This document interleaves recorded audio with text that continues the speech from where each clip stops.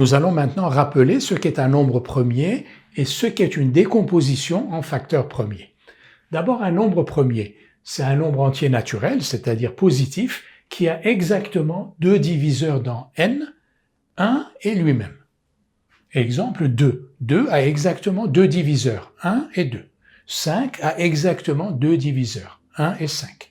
4 n'est pas premier. Pourquoi 4 n'est pas premier? Parce qu'il a trois diviseurs. Quels sont-ils? 1, 2 et 4.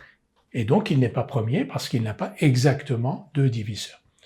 Remarquons que 1 n'est pas premier. Pourquoi? Parce qu'il n'a qu'un seul diviseur. 1 est divisible par 1 et il n'a pas exactement deux diviseurs.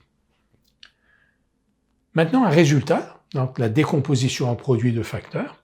Tout nombre entier naturel supérieur ou égal à 2 se décompose en produit de facteurs premiers et cette décomposition est unique à l'ordre des facteurs près. Qu'est-ce que cela signifie? Si vous considérez un nombre entier positif, 15, donc un élément de grand N, 15, 15 va s'écrire sous la forme 3 fois 5 et cette écriture est unique, c'est-à-dire 15 va s'écrire sous la forme d'un produit de nombres premiers et cette écriture est unique à l'ordre des facteurs près. Ça veut dire quoi? Ça veut dire 15 c'est 3 fois 5, c'est aussi 5 fois 3. Mais 15 s'écrit d'une seule manière, donc 3 fois 5. Il n'y a pas d'autre écriture qui serait un produit d'autres nombres premiers que ces deux-là. 100 va s'écrire sous la forme 2 fois 2 fois 5 fois 5.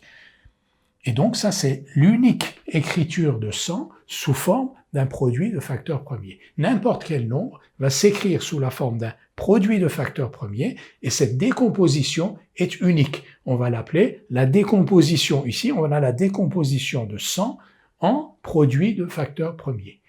Donc un exercice courant qu'on vous donnera à faire, on vous donnera un nombre entier ici et on vous demandera de le décomposer en facteurs premiers, c'est-à-dire en un produit de nombres premiers que vous allez devoir trouver.